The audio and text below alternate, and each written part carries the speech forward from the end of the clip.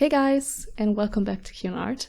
Today I thought I'm gonna shake things up a little bit in terms of presentation.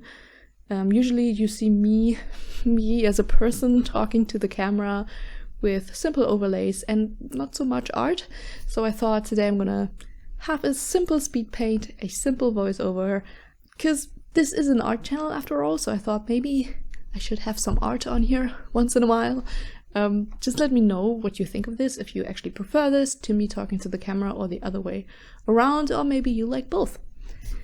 And just to add a quick explanation as to what I'm actually painting in the background, this is something I challenged myself to do. I want to learn how to paint characters and especially portraits in a more stylized way, because right now most of the work that I do for clients is in a pretty realistic, semi-realistic style, and I really want to do more stylized work. So I've been trying to kind of nail that look and just noodle around and see, what works for me and what doesn't. So this is one of those instances where I tried painting a stylized portrait. Very simple, very quick, didn't take me a lot of time by any means, but maybe it's interesting for you to look at in the background. All right.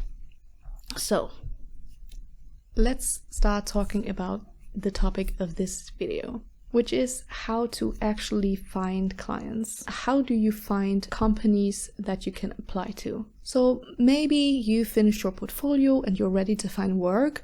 You have maybe even drafted an email you want to send out to people, but who do you send it to, right? Maybe you can think of like one or two companies that are a little bit more well known that like people work for, if even. But then how do you find more? And how do you know if they are willing to hire someone who's just starting out with no experience? Because that's the crux of this. So maybe you decide to look up some job offers on the ArtStation job tab, for example. But it's really hard to find freelance work over there, and even if you do find freelance jobs, postings looking for juniors demand at least 3 years of work experience, and like, who the hell has that and is still looking for a beginner job? Let me tell you, when I started out, I was confused as fuck. But you know what? There is one really, really simple, basic way to find clients. So put your detective hats on, we're going to stalk some portfolios. I mean, seriously, that's literally how I find companies to work for. But first, a disclaimer. When you're just starting out and you still lack skill and experience, it can be tricky to find companies to work for. You need to find companies that are willing to give you a chance. And honestly, those are usually companies that are either quite small and don't have a huge budget, or just don't give a rat's ass about paying their artists fairly. And they kind of need to prey on beginners who desperately need jobs to collect experience. And that's sadly the reality of an early freelance career. So please keep in mind that most companies and jobs you're going to find this way are going to be quite low pay. This is normal in the beginning. You will work yourself up. I promise, I've been there. I'm still there. And I'm sure there are other approaches to starting out as a freelancer, but I did it this way, so this is what I can testament about.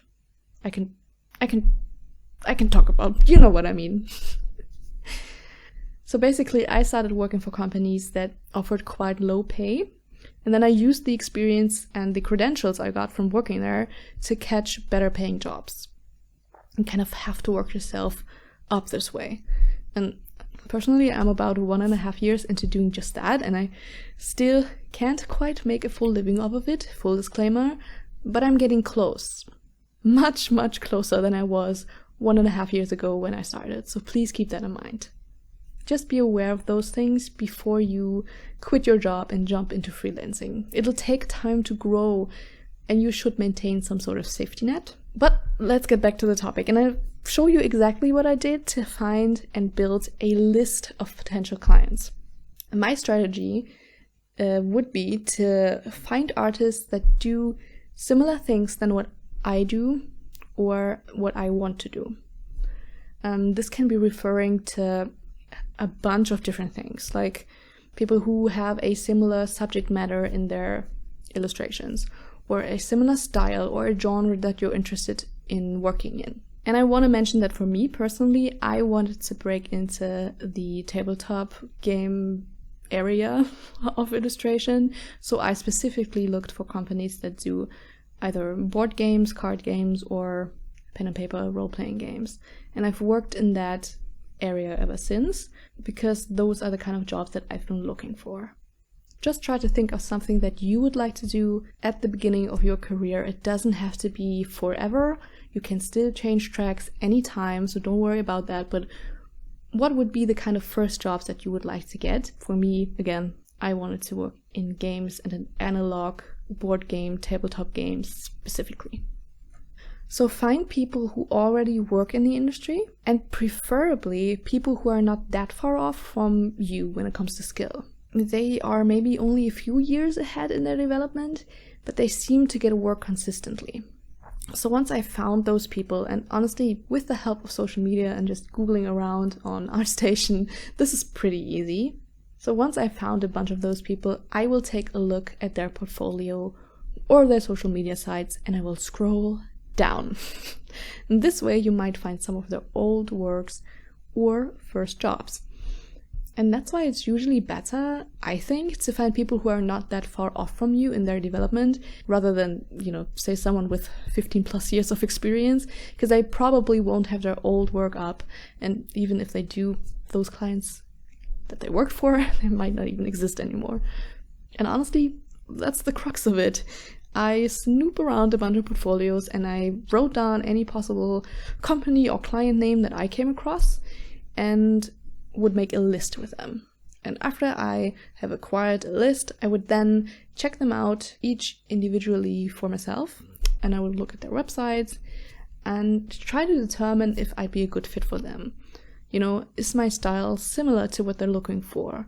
Am I skilled enough to pull off their level of quality? I mean, definitely take risks when you apply, but don't feel bad if you don't hear back from a company that seems a little too out of reach for you yet.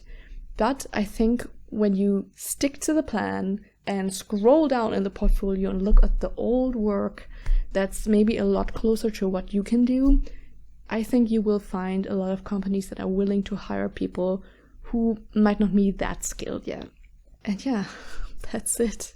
This is how I compiled a list of companies. I sent out a bunch of cold emails at once and heard back from a couple of them. And ever since then, I've been consistently getting work from the companies that I applied for, but also companies that just find me through my portfolio.